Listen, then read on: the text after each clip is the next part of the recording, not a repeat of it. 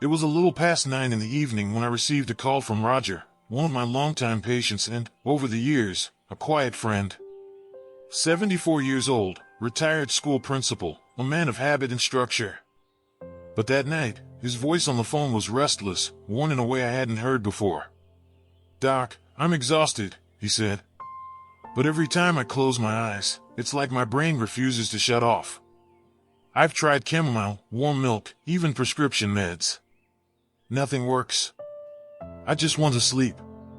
His tone carried something deeper than frustration, it carried defeat. And for men like Roger, sleep isn't just about rest. It's about regaining a sense of peace, of being able to trust that the night will bring relief rather than more struggle. And so I asked him a question I knew would catch him off guard. "Roger," I said, "when was the last time you allowed yourself to really relax before bed, not with TV or medication, but with your own body?" There was silence. And then a quiet, surprised laugh. "Doc, you can't be serious." But I was. Because what Roger, and so many other men his age, don't realize is that there's a deeply human, powerful, and natural tool for better sleep that's been sitting right within reach their entire lives. And yet, no one talks about it. Not their primary care doctor. Not their friends. Certainly not society. That tool? Mindful, intentional self-pleasure. Now before you click away or feel a wave of discomfort, let me assure you, this is not about crude advice or late-night TV myths. This is about reclaiming a relationship with your body that, if embraced with openness and care, could very well transform your nights from restless and scattered into peaceful, grounded, and deeply restorative. You see, Roger's story isn't rare. In fact, I've spoken with countless men over 60 who find themselves tossing and turning at night, their thoughts racing, their muscles tight, their breath shallow. They try all the right things, limit caffeine, get exercise, eat lighter dinners, but something still doesn't click. Their bodies may be tired, but their minds are still holding on, still carrying the emotional weight of the day, the regrets of the past, or the quiet fears about aging that only grow louder in the dark.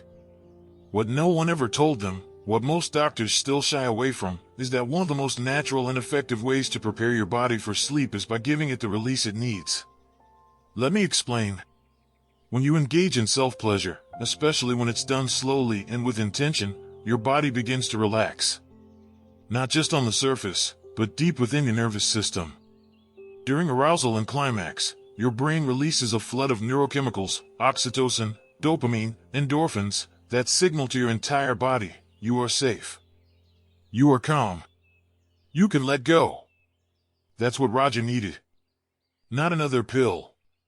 Not another sleepless night waiting for something to change. What he needed was permission.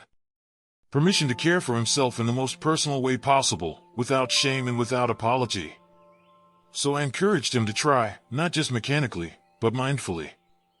I told him to take his time. To create a peaceful environment. Dim the lights. Breathe deeply. And most importantly, to allow the experience to be more than just physical. To let it become emotional. Spiritual, even. A week later, he came into my office. Same man. Same age. But something was different. His eyes were clearer. His movements less stiff.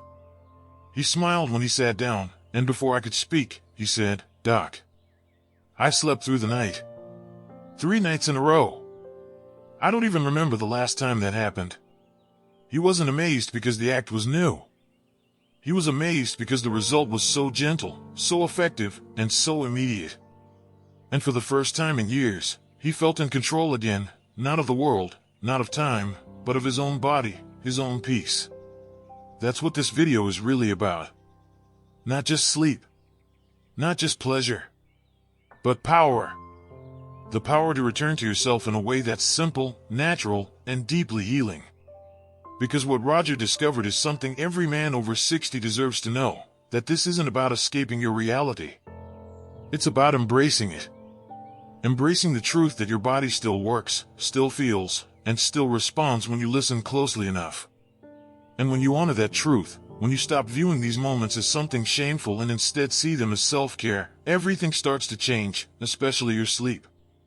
There's a reason why after orgasm, your muscles go limp. Why your heart slows. Why your mind quiets. It's not a coincidence, it's your biology. It's nature telling you, you've done enough. Now rest.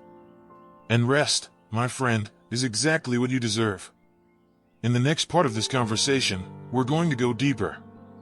We'll talk about how your hormones after 60 are affecting your ability to sleep, how the absence of regular sexual release is silently feeding your insomnia, and how to rebuild your relationship with your body, not just for better nights, but for better mornings, and ultimately, a better life. So if you're still with me, stay tuned. Because what we're about to uncover may not only help you sleep more soundly, it may just help you feel more alive than you have in years.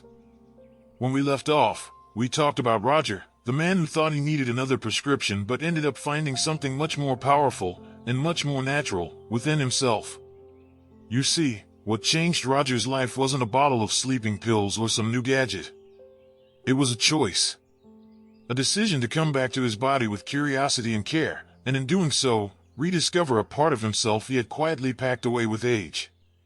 And now, I want to invite you into a deeper understanding of what's really happening inside your body after 60, especially when it comes to sleep, and why masturbation, far from being a taboo topic, could be your most gentle and effective ally in finding rest again. Let's talk honestly about hormones.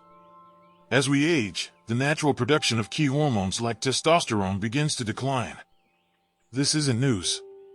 You've likely heard about it in passing, or maybe you've felt the effects directly: less energy, lower libido, muscle loss, and yes, disrupted sleep. But what's often left out of the conversation is that sexual activity, including masturbation, actually supports healthy hormone regulation in ways that directly affect your ability to rest. When you engage in regular self-pleasure, you're not just blowing off steam. You're activating your endocrine system. Each arousal cycle gently nudges your testosterone levels and supports a better balance of melatonin and cortisol, the very hormones that regulate your circadian rhythm, your body's natural sleep-wake cycle. And that's just the beginning. One of the biggest blocks to restful sleep in older adults isn't the body, it's the brain.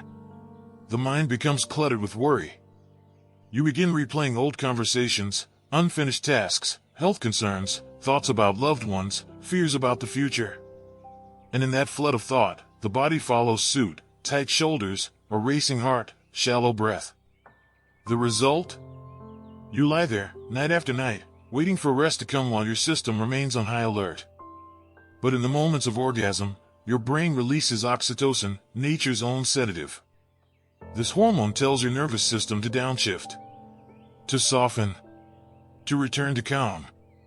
And in the minutes that follow, your breathing slows, your muscles release, and your body falls into a readiness for sleep that no pill can replicate quite the same way. I had a patient once, named Frank. 72 years old, widowed, living alone in a quiet suburban home. Frank was one of those men who did everything right. Ate clean, walked daily, avoided screens before bed. But still, his nights were haunted by wakefulness. He came to me frustrated, holding a list of over-the-counter remedies that had all failed him. "It's like my body forgot how to sleep," he said. So I asked him the same question I asked Roger. "When was the last time you touched yourself, not out of habit or shame, but out of care?" At first, he laughed. Then he frowned. And then he got quiet. "It's been years," he said. "I guess I just figured that part of me was over." But it wasn't over. It was dormant. Waiting. Like a part of a tree that still holds life in its roots, even after the branches have grown brittle with winter. I encouraged Frank to gently return to his body. Not as an act of lust or desperation, but as a form of rest. I asked him to try, not for release alone, but for restoration. To slow down, to breathe deeply, to let go of all the expectations he'd placed on himself for decades and instead focus on the simple sensation of being alive. A few weeks later, Frank sent me a message. "I don't know if it's magic or biology," he wrote, "but I've slept more in the last 5 nights than I have in the past 5 months. And he wasn't the only one. Over the years, I've heard stories from dozens of men who had given up on sleep, men who had given up on pleasure, men who had given up on themselves, who found healing in a practice that was always there, just beneath the surface of their resistance. Because when you allow yourself to engage in these moments with intention, you're doing more than helping your body rest. You're healing the rupture between your sense of self and your physical form. You're telling your nervous system that it's safe. That you are not a problem to be fixed, but a being to be cared for. There's another piece I want to share with you, something that's harder to measure but deeply felt. And that's the emotional reawakening that often follows. You may find that, over time, your body begins to crave not just the sleep that follows release but the deeper connection with self that arises in those quiet, present moments. You may begin to feel more at ease in your own skin, less anxious, more grounded. And that emotional shift can transform more than just your nights, it can transform your days. Because once you remember that you're still capable of pleasure, of calm, of feeling at home in your body, it becomes easier to meet the world with softness. Your posture shifts. Your voice steadies. You begin to notice the little joys again, the way sunlight filters through the window, the sound of wind in the trees, the warmth of your coffee in the morning. This is not about fixing you. Because you are not broken. This is about giving you back a piece of yourself you might have let go of without realizing it. A piece that is not just connected to sleep, but to serenity. So if you're still lying awake at night, staring at the ceiling, wondering what else you can try, don't look outside yourself. Look inward. Your body still remembers how to sleep, how to rest, how to find peace. You simply have to meet it halfway. And in the final part of this conversation, I'll walk you through how to turn this into a sustainable, comforting, and even joyful nightly routine. A rhythm that supports your rest without needing a bottle of pills or a list of rules. Just you, your breath, your touch, and your willingness to let go of the day.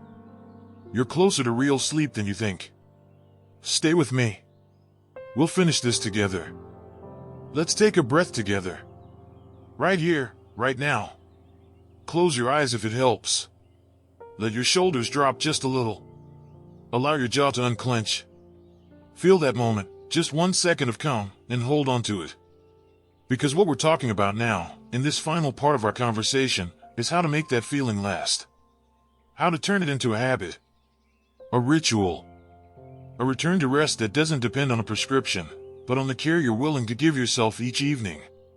You've heard the science. You've heard the stories, Roger, Frank, and many others who stepped away from shame, from silence, from restless nights and into a place of healing. Now the question is, how do you make this a part of your life? How do you create a rhythm, a practice, that invites real sleep into your nights? Let me start by telling you this, it doesn't have to be complicated. You don't need a special room or expensive oils or a guidebook. All you need is intention, and a willingness to listen to what your body is already asking for. For many men, the hardest part is simply giving themselves permission. Permission to care for themselves in a way that goes beyond checklists and lab results. Permission to let go of the story that intimacy ends after a certain age, or that rest must come in the form of a pill. But when you give yourself that permission, something beautiful happens. You begin to treat your body not as a burden but as a companion. You begin to view sleep not as a goal to chase, but a gift you prepare for. Start by creating a simple bedtime ritual. One that doesn't involve screens or the glow of a television but instead invites peace. Dim the lights. Sit with a book, a warm drink, or simply your own breath. Let your body know that the day is ending, and rest is coming. Let this time belong to you, not to the noise of the outside world, not to the worries waiting for tomorrow, but to you. And when you feel ready, when your shoulders have softened and your breath has slowed, allow yourself that quiet act of self-pleasure, not with urgency or guilt, but with gentleness. Let it be slow. Let it be mindful. Let it be whatever your body wants it to be. And when it's done, when your body has released what it needed to, stay there. Don't rush. Don't leap out of bed or jump into distraction. Let yourself feel what's left behind. That stillness. That warmth. That wave of calm that rolls over you like a soft blanket. That's where sleep lives. In that moment, right there, you may find that as this practice becomes a habit, your relationship with your nights begins to shift. You'll no longer dread bedtime. You'll no longer lie in the dark feeling trapped inside your own mind. Instead, you'll know, deeply and surely, that you have a way to help yourself, no matter what the day brought with it. And you may even begin to notice that this peace doesn't just stay with you at night. It follows you into the morning. You wake up less tense, less tired, more open to the moments of joy that greet you, your first sip of coffee, the cool floor beneath your feet, the warmth of sunlight on your skin. Life begins to feel gentler again. Not because anything has changed out there, but because something has healed in here. You see, this isn't just about sleep. It's about dignity. It's about reclaiming agency over your own well-being. It's about realizing that the answers we seek are often far closer than we think, sometimes literally in the palm of our hands. And if you've come with me this far, if you've heard these words and felt even a flicker of recognition or hope or quiet relief, I want to say something clearly to you now. You are not alone. There are countless men, good, honest, quietly struggling men, who lie awake at night just like you do. Who've tried everything. Who've read every label. Who felt too ashamed to ask if there might be a better way. And to those men, and to you, I say, there is a better way. A more natural way. A kinder way. It starts with turning inward, not with guilt, but with grace. And if this video has helped you in any way, if it's opened your eyes, stirred your heart, or simply made you feel seen, I invite you to do something gentle but powerful right now. Like this video. Not just for me, but for every man out there searching for this message and not knowing where to find it. Leave a comment. Share a moment, a thought, a question. Because your words, your truth, might be the light someone else needs in the middle of their darkest night. And most of all, subscribe to this channel. Because this is just one conversation. There are so many more to come, conversations about healing, about health, about strength, and about the quiet victories that still belong to you in this chapter of life. So until we meet again, take care of your heart. Be gentle with your body. And remember, rest isn't something you have to chase. It's something you can return to every single night when you give yourself the permission to simply feel safe, whole, and human again. You deserve peace. You deserve sleep. And you deserve to feel good, because aging doesn't mean fading.